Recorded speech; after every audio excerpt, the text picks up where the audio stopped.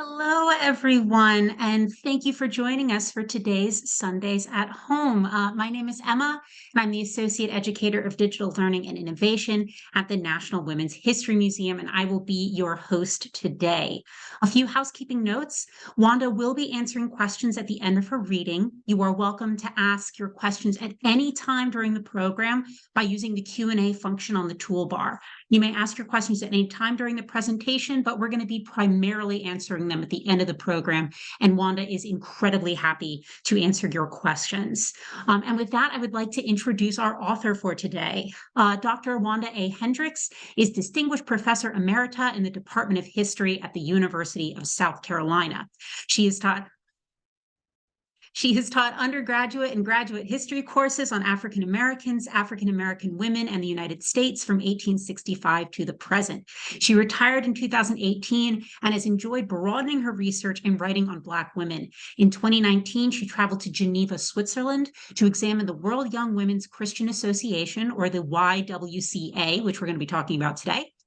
She visited their archives for her biography of Mady Beatrice Hall Zuma, a Southern-born Black American woman who became one of the most significant global activists of the latter half of the 20th century and is the subject of our conversation today. I'm really excited to be in conversation with you, Dr. Hendricks, and welcome to this really engaging conversation. Well, thank you very much, Emma. It's great being here and doing this for the National Women's History Museum. We are so excited to have you. So, let us get started. What should we know? Well, as you noted, we should know about that Mady Hall Zuma was one of the most prominent Black women of the latter half of the 20th century, who we do not know. And so I would actually like to begin this discussion with a short sort of slideshow, because I know that so many people are unfamiliar with her. And so I'd like to really make people feel a little more comfortable with what I'm going to say about her in our conversation. Absolutely. All right, let me get that PowerPoint up so that everyone can see it.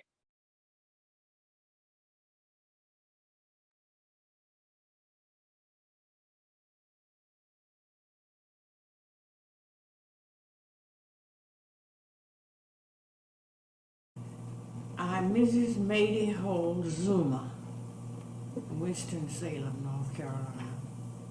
I wanted to use this clip first, primarily because I wanted people to hear her say her name.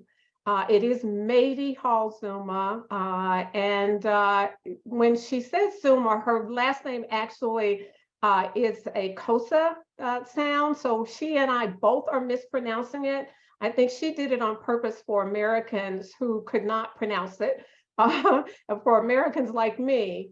But when she came to the United States, but I am fairly certain that if we had clips of her, she actually said her name properly or correctly. I do talk about that in my introduction to let people know, particularly the people of South Africa, that I am aware that I am mispronouncing her last name simply because I can't. It is a Xhosa, like I said, Xhosa last name. The next slide, please. This is here to let you know, or at least for you to understand how engaged she was in her community, that she was educated. Slater School, this is her graduating from Slater School. It's a 1910 list of the diplomas for the students who had graduated. Slater School would now be called Winston-Salem State University. But it was one of the most prominent schools in North Carolina at the time. It was one of the schools that we would now call historically Black colleges. And so she went there for her during her younger years, and she would graduate in 1910. She would move on to Shaw University, another historically Black university, what we would call a historically Black university today. And then she would ultimately go to Columbia University Teachers College. Next slide. I put this in here just so that you know that she was a cultural icon in Winston-Salem, very much engaged in the city. She played the piano. Well, she played several instruments, but the piano was one that she played, but she also put on plays herself. And so this was in the newspaper, announced in 1917. This is a dramatic cantata. They actually had cantatas at Slater, or what is now Winston-Salem State University. And so it's not a surprise that she did these, but they were huge productions. If you notice here, if you look at the ad, that 60 voices chorus, some of them had over 100 or 200 people, but she was very engaged in this. She will take this kind of artistic talent to South Africa as well, to use it the same way she did in Winston-Salem to raise money to help with social welfare and other things with people who were less privileged than she was. Next slide. This is also her being engaged with the community. The person here who has died, Mrs. Lou Ella Cowles, is the wife of one of the major bishops of the AME Zion Church. Mady Hall and her entire immediate family belong to the AME Zion Church, or African Methodist Episcopal Church. And so here she is playing the organ, the pipe organ, for this funeral, which was a big deal. Linwood Cowles was the bishop. He was a major bishop in the AME Zion Church. And this is in 1922 from the Star of Zion, which is the newspaper or journal for the African Methodist Episcopal Zion Church. Next slide. This is the Winston-Salem Journal, which was the white newspaper in Winston-Salem. There seems to have been an attempt to start Black newspapers, but they never quite lasted until later on in the 20th century.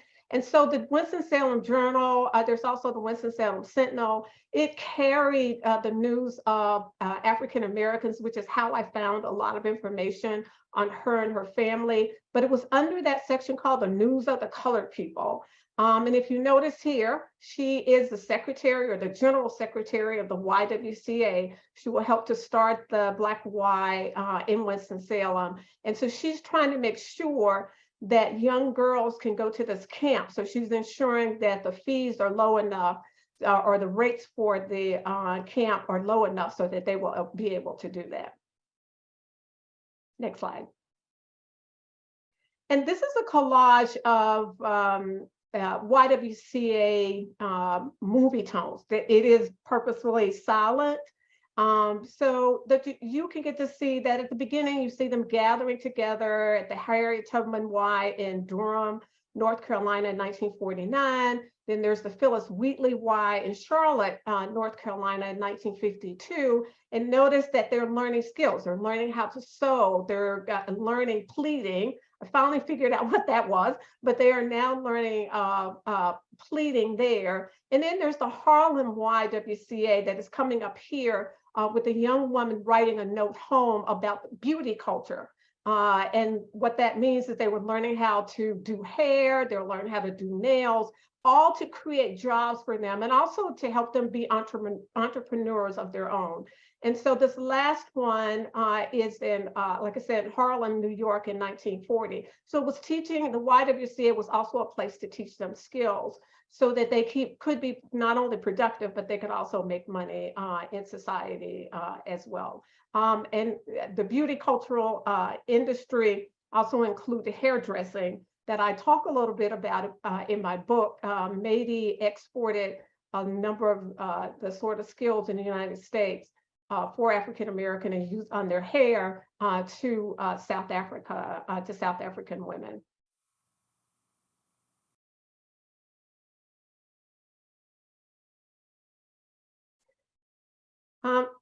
And this slide is sort of a transition to South Africa. And if you notice, this is a Google slide or caption of South Africa in 2020. So very much in the present day. Didn't quite look like that at the time that Mady arrived there in 1940, but you get an idea of what it looked like, somewhat what it might have she could have envisioned or she saw when she arrived via ship. after having been on board a ship for almost a month. And arriving at Cape Town. She had never been to Africa or to South Africa before. And so I just wanted to demonstrate this transition from the United States to South Africa. Next slide. And here she is at her alma mater, Winston-Salem State University. This picture came from their archive in 1948. She comes home for the very first time. She goes to South Africa in 1940. She comes home for the very first time in 1947, the fall of 1947, or late summer. And she stays here until 1948. So whenever she came home, she stayed for long periods of time, 9 months to a year. And this picture was in the Winston-Salem State University Bulletin. And it really sort of demonstrates the triangular nature of her life at this point, that she had first visited this country after living in Johannesburg, South Africa for nearly 8 years. She's a native of Winston-Salem and is representing South African women at the United Nations that I will talk about a little bit more. And she plans to return to Africa in June. So this triangular nature of her life is very much captured in this picture of her that they posted in the TC Bulletin, or the Teachers College Bulletin in Winston-Salem. Next slide, please. This one is to demonstrate her connection with the Alpha Kappa Alpha sorority, the oldest Black female sorority in the United States. Her husband also was a fraternity member, the Phi Alpha Phi fraternity. And so they were very much engaged in that culture. But if you'll notice here, what's so important about this slide is that it's from the Norfolk Journal and Guide newspaper in February of 1948, and they're talking about civil rights in 1948. So this is very important because you also will mention later about Jim Crow. What we're beginning to see is organizations like the NAACP and other organizations pushing for African-American rights in a way that speeds up in many ways during and after World War II. It doesn't mean that they weren't doing it before, but it really sort of the momentum really kicks in and speeds up. And so the AKA were very much a part of that, and Meidi becomes a member of it and exports some of their ideas also to South Africa. Next slide. This is her with the Zenzele clubs. I'll talk about that as well. The YWCA club in South Africa. The Zenzeles are a club that she started on her own. Was disconnected initially from the YWCA, but she sees an opportunity to connect them to the YWCA. And so this is their birthday celebration for the Johannesburg Zenzele YWCA, the first of all the Zenzele YWCAs in South Africa. Next slide. And this is her with the yellow circle around her head. Members of the Zenzele YWCA at the Leadership Training Workshop in Benoni in June of 1953.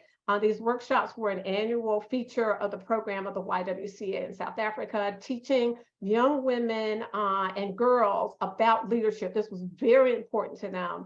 And so, and that was a key interest of the YWCA and for Meidi Hall Zuma. It had been in Winston-Salem, it would be the same in South Africa as well. Next slide. And this is her talking literally through the newspapers in the United States about what is happening in South Africa, in particular to her and her husband. She, as noted here, came out of the Greensboro Daily News, which is right next door to Winston-Salem.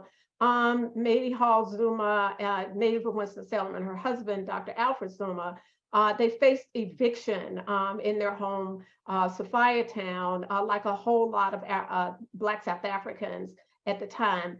And for the first time, we see her and her husband on really alerting the world as to what is happening in South Africa. It doesn't mean that she hadn't talked about it when she came home before. She does.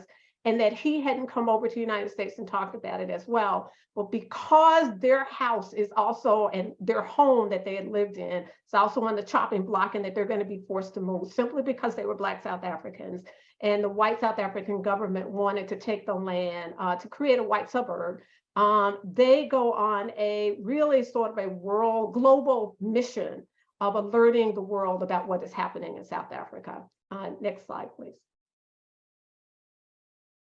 This is her in 1955. This is important. It's at the same time that newspaper is in 1955.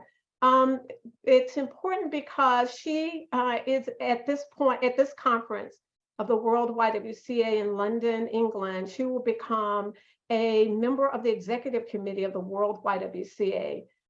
With their more than 1 million members around the world, this places her at the center of global politics. And so if we have time, I'll talk a little bit about what the Y is doing at this time, particularly the World Y. The American Y is also doing some things, and they're certainly a part of the World Y. They are one of the most prominent members. And if you notice her, she's there with an eclectic mix of people. That tells you how global she had become by 1955. Next slide. This slide is also very important. This one is in 1980. We're getting up to a more modern period. And so the part that is extracted here is very interesting because we have a woman who is South African, Ms. Chabaku, who has come over, has been invited to Winston-Salem, and she notices Mediahl Zuma. If you notice here, the newspaper spelled her name with a Z instead of her last name with a Z instead of an X, which created some problems for me. I ran into trouble quite often having people writing a Z instead of an X for her last name. But she points out Mediahl Zuma. They will embrace each other. And she talks about that in the rest of the article, she talks about Mediahl Zuma really being, quote, a hero in South Africa and being like her, being banned as well. But this tells you about how important she still was to South Africans, even in 1980, long after she had actually returned to the United States, because she returns back to the United States in 1963. Next slide, please. And then this one, I just wanted to throw this in here so that people will know that she had this very rich life. Her friend, her childhood friend, Mrs. Foote, and she were members of this Garden Path Club in Winston-Salem. And Mediahl Zuma would actually become president of the North Carolina Federation of Garden Clubs. It was the Black Garden Club, but she would become the first president of the Garden Club when they created it. But I wanted you to see her sense of community and the long-term community. She had died. She dies in 1982, but this newspaper picked her up again. So people still remember her, and especially because of her friend, Ms. Foote, who shows up in my book a couple of times. And there are other people who show up, friends that she had who continue to show up in the book as well. So you get I wanted people to have a broader sense of who she was, not just her political and economic aspects of her life, but also her community and engagement with the community. So I wanted people to see where she went to school, how she engaged with friends, her graduations, et cetera, and that she kept long-term friends and that they sort of stuck with her even when she left the United States. And next slide, please. And that's the end of this. And this is, of course, my book, The Life of Mediahl Zuma, Black Women's Global Activism During Jim Crow and Apartheid. Thank you so much, Wanda, for that wonderful overview. There's so much to dig into there. And I guess I just kind of want to start with where I think is the first question, which is, how did you first learn about Mediahl Zuma? Because I first learned about her by reading your book. So can you share that story? Well, it's an interesting story. My friends have all heard about it, and many of my neighbors already know story. And if any of them are on here, they're probably sitting there rolling their eyes. But it is a fascinating story. This has been 40 years in the making. My great aunts, Aunt Alma and Aunt Nola, and my cousin Barbara and my Uncle John lived on a street called Stadium Drive in Winston-Salem for as long as I could remember, and I used to go up to visit. Well, they sold their property to the city for a whole host of reasons that I won't get into, but they ended up moving, deciding to build houses next door to each other. They were sisters. They could not live together, but they could live next door to each other in two separate homes, which is actually not a bad idea, but and because they were older. And so they decided they bought 2 plots of land and built a house on Cameron Avenue in Winston-Salem. Miss Mady became their next door neighbor. I didn't know who Miss Mady was. She was simply the woman that came out on her small front porch in the mornings and waved at us in the morning. And for me, she was always just Miss Mady. For my aunt, she was Miss Mady. So for me, she was Miss Mady. She had no last name. All the other Black widowed women on the street had last names like Miss Stepp and Miss Brown, but Miss Mady did not. She was always just Miss Mady. I'm now coming to understand it's probably because Aunt Nola in particular didn't know how to pronounce Miss Mady's last name. And so she was either Mady or Miss Mady. And so it happened that one day I went in she came over on the porch, we talked, and she talked about South Africa, and it seemed like she knew a whole lot about South Africa and also about apartheid. And so when we went into the house, I asked Aunt Nola, because I was intrigued, I asked Aunt Nola what was Miss Mady's last name. And of course she fumbled with the name. She couldn't say it. All she could tell me was that Miss Mady had married an African, somebody. And I said, what kind of African? She's go, well, I think she lived in South Africa. And so, she was getting frustrated. It was clear to me. But I just so happened to have taken a class at the University of North Carolina at Charlotte. And it happened to be on South Africa. And I had written a paper on a man by the name of Alfred Bettini Zuma, not knowing that Mady Hall Zuma was his second wife. So a whole lot of things happened that when I look back on it, it's just really, it was either serendipitous or it's just really weird that they all sort of came together. That I ended up on Cameron Avenue, my aunt's building this house next to her, and that I actually had written a paper on her husband and not knowing who she was.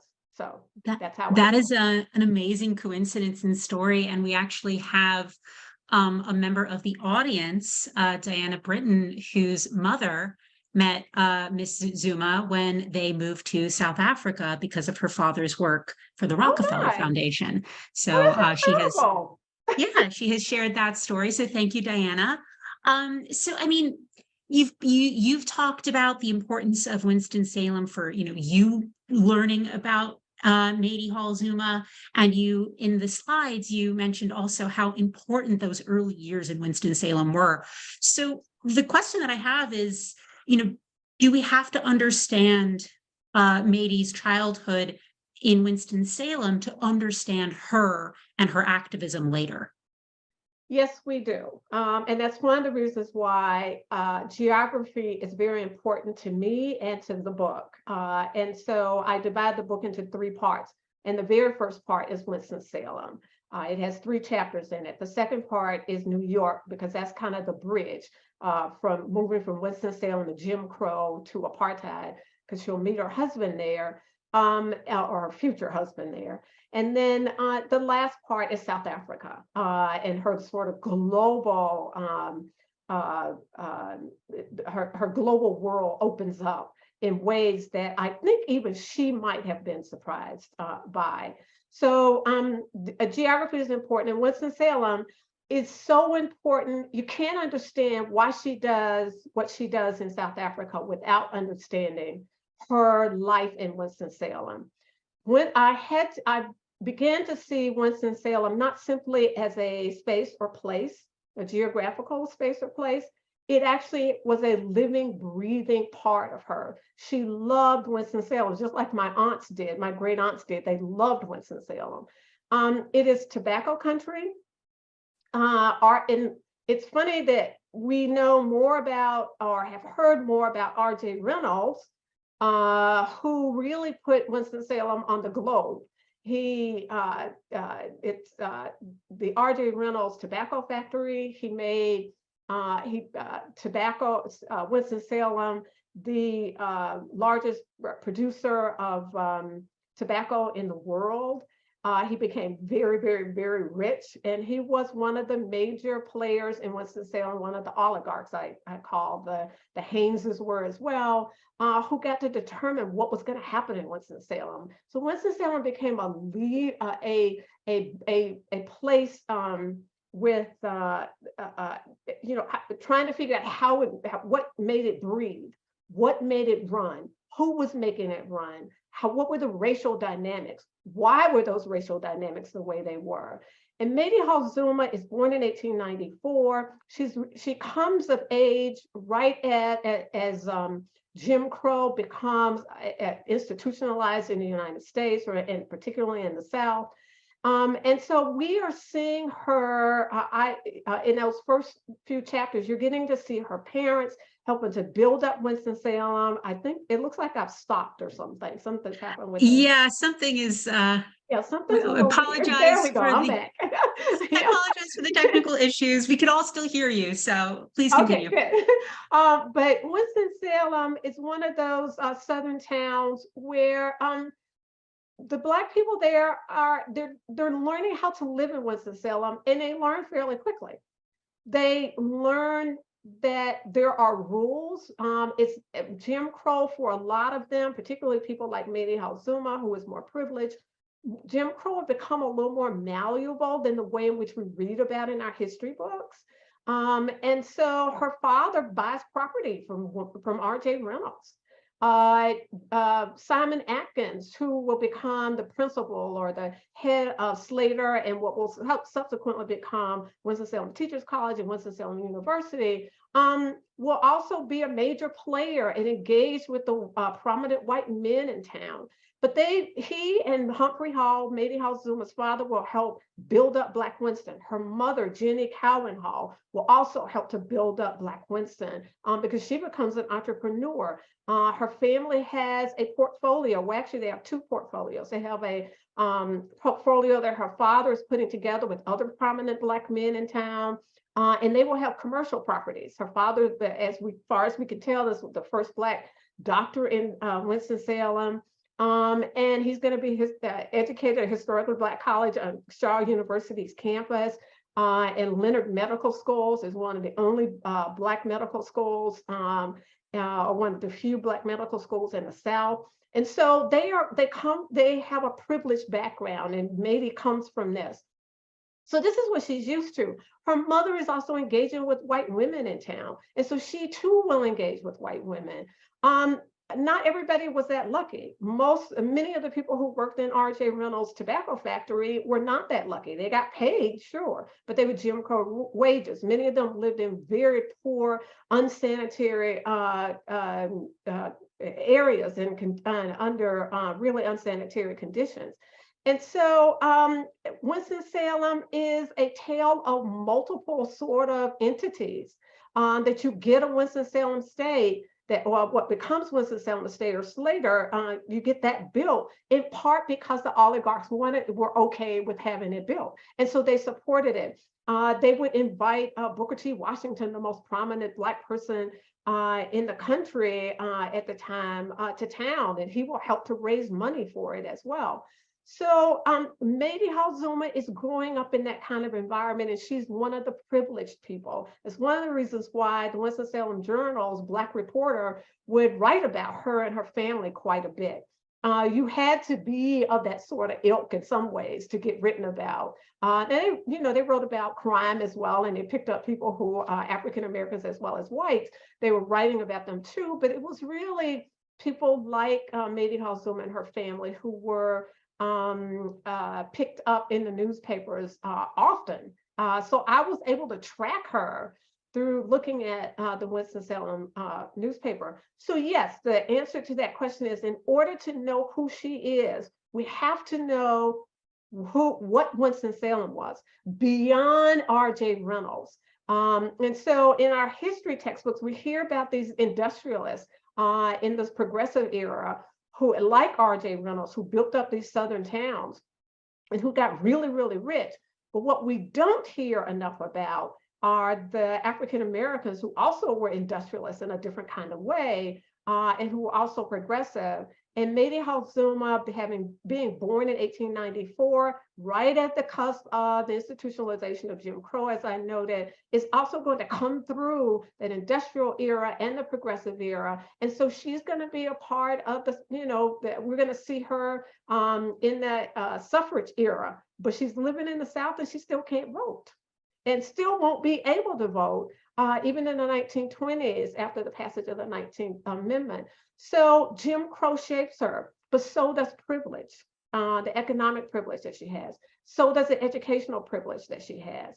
But all of those things shape her, and not only what she'll do in South Africa, but also her own ideas as well. Her church will also shape her, that AME Zion Church.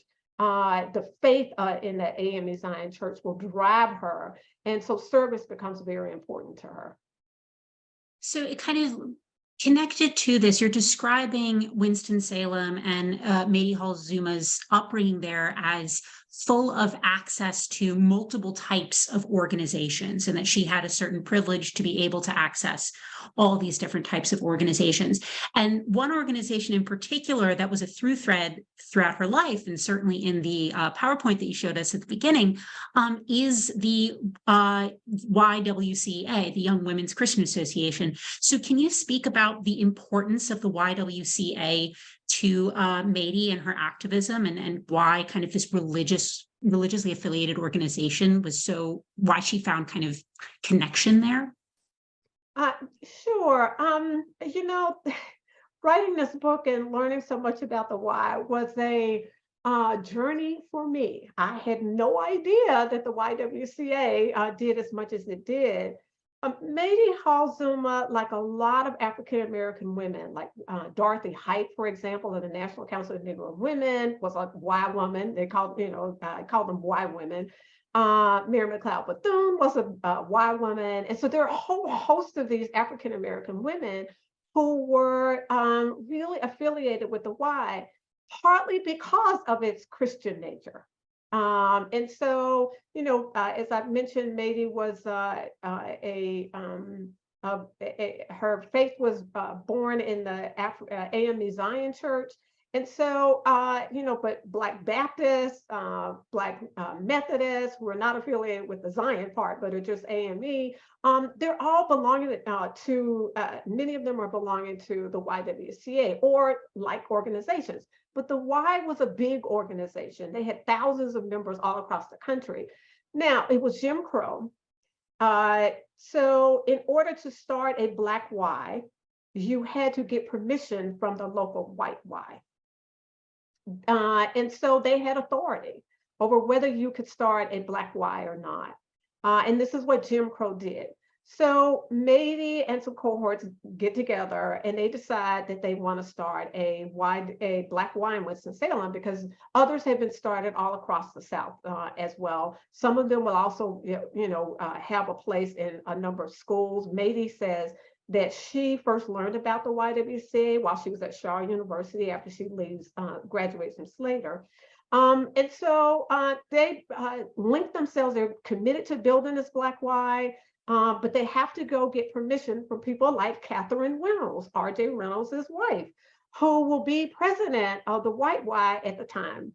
And what the White Y decided is that it was time for a Black Y, because they wanted to see Black women be actively engaged as well, and to see it connected to a larger organization, which was a National American Y organization that was already attached to the World Y. But while I was working on this at the time, I did not know this. And so that thing called the World Y kept showing up, and I'm thinking, okay, I just assumed it was the same thing as the American Y, but it's not, way bigger, and that the American Y actually belongs to the World Y. But Mady Hall Zuma and a group of her friends, they start the Black Y. It becomes, like a lot of these Ys all across America, and particularly in the South, becomes a lifeline for Black women. They also start things called the Phyllis Wheatley clubs and that Phyllis Wheatley brand. But they will start these Black Ys, and they do all kinds of things. That collage that you saw earlier of the 3 different Ys, they're doing those kinds of things, but they're doing they're putting on shows, they're doing all kinds of things. They even help, the one in Winston-Salem helped to fuel the development of a Black library in Winston-Salem as well. They started collecting books, created a library, and ultimately the city would actually connect the white and Black libraries together. And so the city would actually begin to fund the library or taking it, but it was Black women at the Y who started it at first. They will hand out baskets during the Depression. Mady will be a major part of ensuring that people had food to eat during the Depression. So they will hand out at least 300 baskets to people filled with grits and things that people could use to eat. Mady was a gardener. And so she taught people not only about beautifying your home, but also about raising food, sort of urban gardens. So the Y, as a Y member, so she becomes the general secretary, and then she will, in many ways, export this idea to South Africa as well. Now, there had been a white Y in South Africa for a long time, and they initially belonged to the worldwide. There was some disagreement. The national Y in South Africa got out, except for 2 of them. And 2 of them decided to remain tied to the World Y. It is at those 2 that Mady would actually attach her Y, or the Zenzele clubs that I'll talk about later, the Zenzele clubs to, and it becomes known as the Zenzele YWCA. And that was that picture that you saw from the World Y archives. And she links them to a national Y, and then she links them to the World Y as a result. And so, which means that it is now a global phenomenon with over, 1 million and plus members across the world. So the Y is the key to this book. And I didn't know that for a very long time, because it is this organization that pops up early on in Winston-Salem. And then I ended with this organization in the latter part of the book. But it is throughout, because you keep seeing, you see Alfred Bettini Zuma's first wife, who was a YWCA member. She went to Oberlin. And so I'm sorry, she went to Wilberforce University, another historically Black college. And so she is a Y woman herself. So this Christian ideology, this idea of being an activist through an organization like the YWCA, is a major part of Mady's life, Mady Hall Zuma's life. It's a major part of a lot of Black women's lives. But the Y itself is also going to go through its own sort of changes about who should and could belong, how do they get members. And so you'll see them by the 1950s develop it, moving into far more into inclusion, especially because they would understand that most people around the world may not necessarily be Christians. And so what does that mean? Many people around the world have no religion. And so what does that mean? Do you not see them, the women and girls who are not actively engaged in these religious notions of Christianity, do you not see them as a part of this global movement? And so the Y itself, you'll see them going through their own sort of internal changes in the 1940s and 1950s. Mady Hall Zuma is a part of that discussion as well. And so it will become more politicized. So the Y it's a social welfare institution, but it's also becomes an economic institution. It issues these reports at the R.J. Reynolds factory. One of the only reasons I have some of the figures I have for how many Black women worked in R.J. Reynolds factory is because of the YWCA papers. Because Nobody else has access to those records for whatever reason. We don't know how many African Americans oftentimes were actually working at RJ Reynolds. We're just guessing most of the time. And I just haven't found anybody who's able to really give me concrete numbers except the why, because they were always writing out these reports. And so I've been able to sort of ferret out how many African American women, Black women, were actually working for RJ Reynolds factory, and how many of them would ultimately be part of the YWCA movement. That's so fascinating. So the Y is not only a site for activism, a way for women to get involved, but a way for preserving the memory of those women, because other archives didn't feel that their stories were important. Yeah, the Y also becomes a civil rights organization. Most people won't know this. They might have heard of RJ Reynolds or Camel cigarettes, but they won't know that the YWCA issued an interracial charter in 1946, right after World War II was over. 3,000 delegates met in Atlantic City, New Jersey, and decided that, it was time to bring down the walls of Jim Crow. Now, many of them were still living in the South, so it was not an easy task, and it wasn't going to be quick. And all of them didn't quite pull it off, but they actually talked about this, and if the newspapers reported about it, but have we heard about this other than scholars writing about it, which few people read? But the YWCA also became a civil rights organization and one of the first to desegregate in the United States. Amazing. So it's kind of related to the theme of your last answer, which is that, many of us, myself included, are unaware of how active the YWCA and its members were in civil rights and anti-apartheid, in just kind of giving a space for women to gather and to advocate. I guess that kind of brings me back to a question that I want to make sure that we discuss.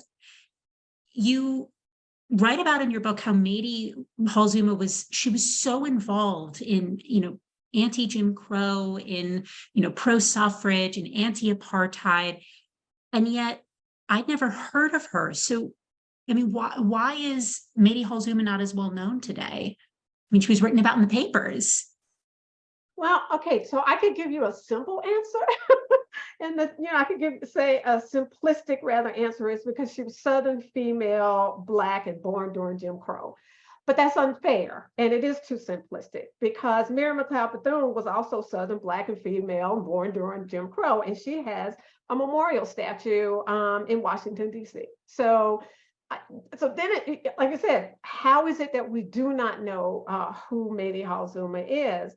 I think a more complicated question actually should be, why is it that we have adopted a way to do history that is often that we easily forget people, we marginalize them, or completely at its worst erase them from history.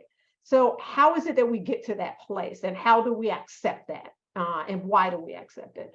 So that might be the better question. I believe that in many ways, sexism, of course, is a major issue, but race is also very much an issue here. And I also believe that our lack, particularly as Americans, our lack of a global understanding of the world enables us to sort of pretend like we don't have to know anything else about anybody else's history. Mady Hall Zuma upends all of that. Because she is American, loves America, thinks of America, it's just, like many African Americans did, that it's a superior nation, in spite of or despite Jim Crow and her own oppression. And she certainly thinks it's more sophisticated than what was happening under apartheid to South Africans. But Mady Hall Zuma, I think, she complicates it. She enhances our understanding of American history, of histories of the world, of global history, of apartheid, and the comparison that she makes between apartheid and Jim Crow. But also, I think she expands our understanding of women's history, regardless of race and regardless of class, because she and YWCA members and other members of the National Council of Negro Women, other women from all across the world attended United Nations sessions. Most of us don't even know that. Right after the United Nations was born in 1945, most of us do not know that women were going to United Nations sessions. Now, they weren't actually delegates, but they were sitting in on the sessions. And they did it deliberately, because the very thing that why the United Nations was born, trying to keep peace around the world, advocating for human rights, are the very things that these women wanted as well. And in Mady Hall Zuma's case, it was critically important, because the slide I showed you about the AKA being involved in civil rights is truly and because we think of the civil rights movement as some sort of static movement. It wasn't. It evolved over time. And you're really seeing it ratchet up during World War II as America's getting involved in what would become World War II. And then after World War II, particularly, especially being led by the NAACP. And so the fact that AKAs are doing this, that Mady Hall Zuma is engaged in it, and when she comes home for the first time, says a lot. But she's also fighting for the rights of South Africans. Apartheid doesn't come to South Africa until 1948. This is after World War II. That doesn't mean there wasn't racism in South Africa before it, because it was there. She was a part of that as well. But it's not until 1948 that apartheid is beginning to be, it will be institutionalized in South Africa. But it too evolves, just like Jim Crow. And so over time, it gets more draconian as it is institutionalized or becomes more institutionalized. So we should know who she is, because she complicates everything that we understand and think we know about American history, about Southern history, about women's history, about Black women's history, about global history, and certainly about apartheid and about South Africa. The South Africans, many of them for a long time knew who she was. And a number of them still do. I met an ambassador while I was in Geneva, Switzerland, she was at the UN in Switzerland, which is a European UN. She was there, and she was a wild woman herself, and she happened to come to the Y to visit with the World YWCA. We had lunch there while I was there, which was also one of those serendipitous moments. She knew exactly who Mady Hall Zuma was. Now, at first she didn't know quite, because I was mispronouncing her name, Zuma, and so she could pronounce it correctly, but she knew who Mady Hall Zuma was, which you have no idea what I felt in that moment when Casey Harden, the executive secretary of the World YWCA, introduced me to her, and that she knew who Mady Hall Zuma was. So many of the South Africans don't know who she is, in part because of her links with Alfred Zuma, but also her links with the YWCA in South Africa. Americans, on the other hand, have not one clue who she is for the most part, with exceptions, of course. There are scholars who know who she is, who've written about her. Iris Berger is the only person that's actually written a scholarly article on her. It's been published in a scholarly journal.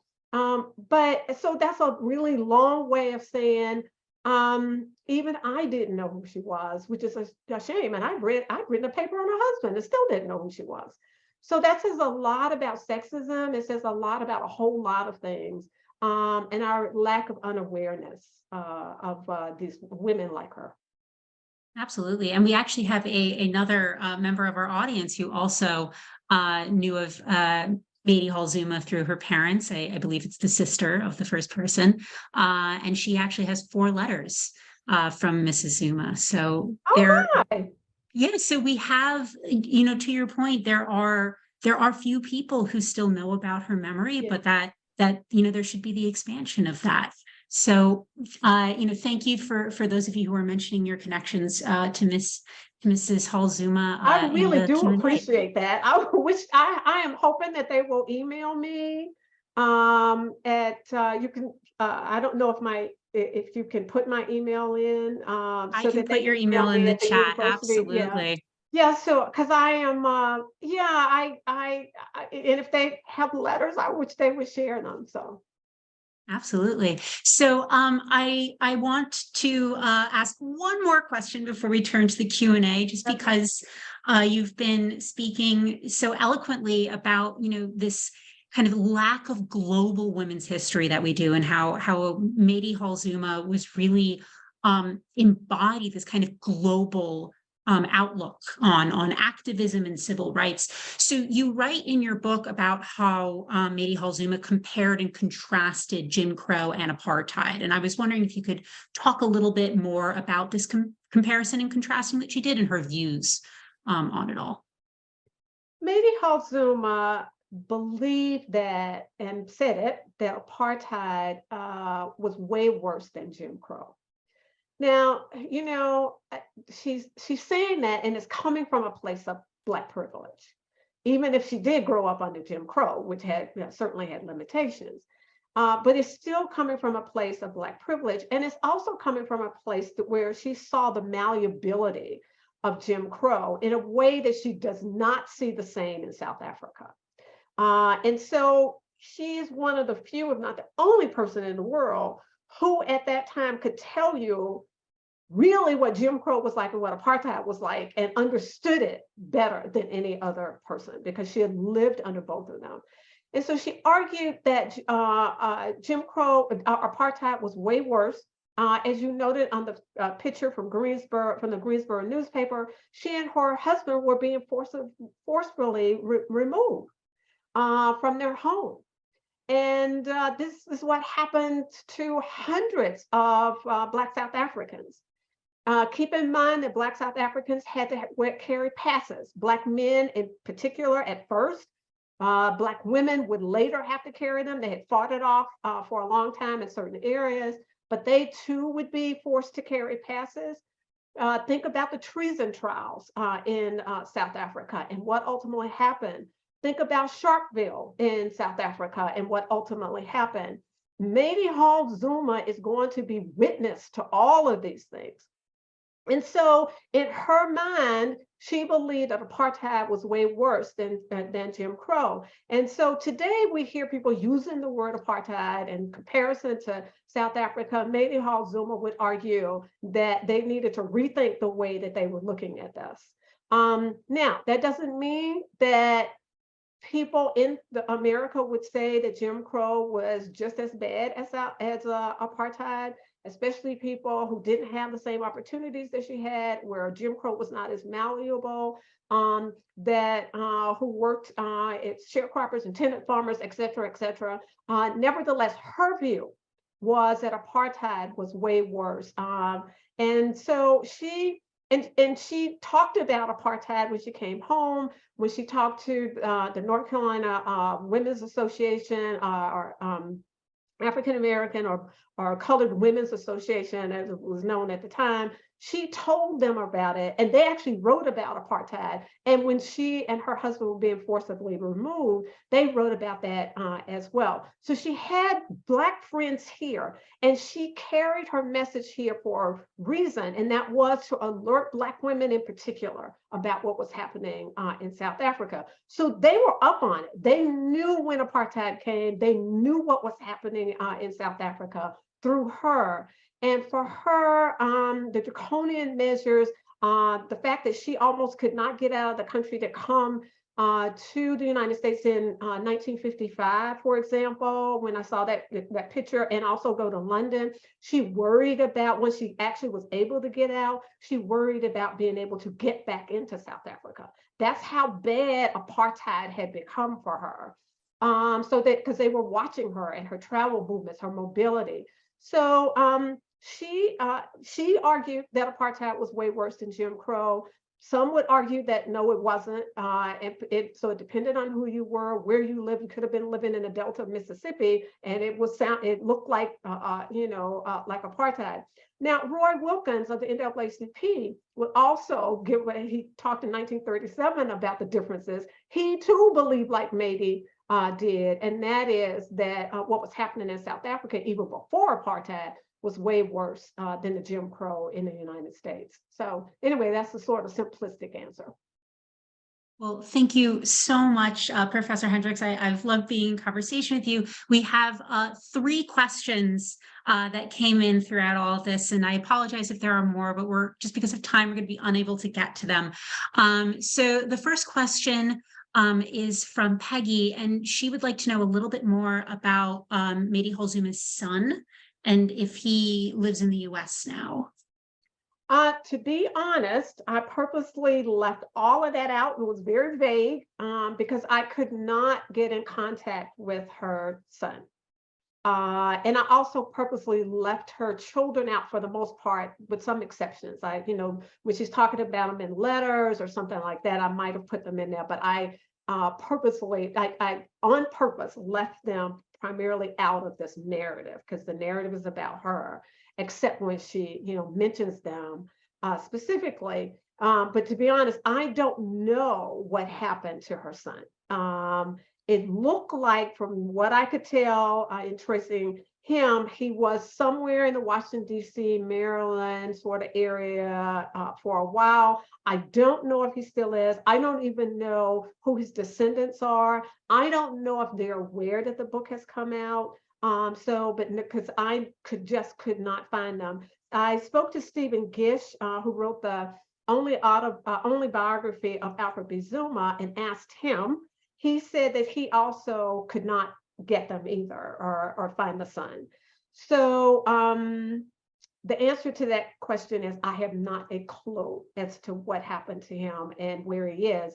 It would be nice if one of his relatives, if he had children, would actually say something about them. But no, I like I said, I on purpose left them out and did this sort of vague kind of, okay, he did come to the United States, that I knew, but and left it alone.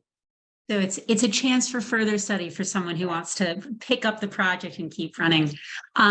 So we have another question from Jennifer, who is actually one of your students and remembers when you began this project. And Jennifer wants to know if you can talk a bit more about the oral history that you shared at the beginning in the presentation and why Mady Hall Zuma kind of started sharing her life story at the point that she did. Well, hello. I'm assuming this person was probably in my graduate class, but anyway, Mady Hall Zuma began sharing her story actually through an oral history project. And I think I had that on the slide at the beginning when she says her name, that oral history project that is at Chapel Hill. And you can Google it, it's in the public domain now. But she talks about in her relationship with Lyda Merrick, who was also a very prominent person in Durham, North Carolina. So she started sharing that story early, and the scholar who I give credit to in my book, who put together a book of Black women in the South and in North Carolina, and Mady Hall Zuma was featured in it, and it came from, they did those oral interviews. So, and I'm very fortunate because they did them, because you have Mady Hall talking and I'd have her name, saying her name and where she's from. So that's where I got that. The other aspect to this is that Mady Hall Zuma her letters are in Alfred B. Zuma's voluminous collection. He has a huge collection at the University of the Witwatersrand, and I want to say that right because I always leave the "the" off. I just say the University of Witwatersrand. But he has a huge collection there, and her papers are not separated out. They're actually in his papers. So I had to go through his entire collection in order to get her letters, because they were done, they're not separated by, they're separated by years, but hers are not separated out by years. So I had to read through his whole collection in order to get to her. She wrote letters to him. He saved all of them. And it was just remarkable. And I'm really happy he did, And so that's the other way that I was able to write about her. I don't have his letters to her. There are a few pieces of in his collection, but I don't have his letters to her. I don't think she threw them away, but nobody was able to give them to me, or they couldn't find them in Winston-Salem when I asked about them. But I could tell what she was saying to him, what he was saying to her by what she was saying back to him. So that's how I found her. And then through other people's letters, like Ann Spencer, who was a major figure in the Harlem Renaissance, who was writing to Mady Hall Zuma. So she knew all these people. And Alfred Zuma knew a whole lot of people like Paul Robeson, like Max Jurgen, like W.B. Du Bois, and especially W.B. Du Bois is such a larger than life figure, but he was hosting Alfred B. Zuma when he came over here. So I've got a cast of characters in the book as a result of the letters that they write, both Mady Hall Zuma as well as Alfred Zuma. And I'm hoping that I answered the question. Wonderful. All right. And then the final question from Alexandria is, if you were creating a display of Mady Hall Zuma for the National Women's History Museum, what are some essential artifacts, existing or hypothetical, that you would include in this exhibition? Okay, I'm Alexandria. I don't know if Alexandria is the Alexandria I know, but an exhibition, what would I include in them? I would include certainly Winston-Salem, a picture of it that is tobacco country. I would certainly include in it the AKA, some sort of reference to it, how important it was to her. I would include something about the Black Women's Club movement, particularly the National Association of Colored Women's Clubs. I would include certainly the YWCA, references to it. I would also include a globe so that we could see how global she was. I would include the Zenzele clubs. And so that people could talk about that and exactly what does that mean? What is it? And it's ultimately its connection, later up connection with the YWCA. And I would certainly include her love of gardening. I would include so that people would understand the cultural nature of her life. And I would include her love of putting on these extravagant shows.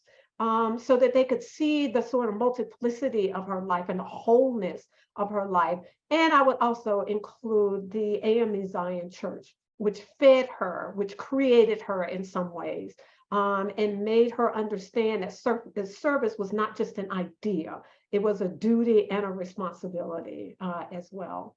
So and I'm sure I could think of some other things, but those things for sure. It sounds like a wonderful exhibition. So this is a call for space, so that can be put on. But I think kind of this message of that service is not just an idea, but an action is a wonderful way of thinking about and contextualizing Mady Hall Zuma's life. And I think a wonderful message for us to end our conversation today. So Professor Hendricks, I just want to say again, thank you so much for talking and telling us about Mady and helping amplify her story. I really enjoyed the book, and I would encourage everyone who is watching to go out and try and find a copy, either in your public library or favorite local independent bookstore. And again, just Professor Hendricks, thank you so much. And thank you to our audience for your wonderful questions. It's been a wonderful Sunday. And if you enjoyed this conversation, we've got a lot of wonderful upcoming programs. You can go to www.womenshistory.org to find those descriptions and registration links. So for everyone, Professor Hendricks, thank you so much, and have a healthy and happy rest of your Sunday. You are very, very welcome. Bye. Bye, everyone.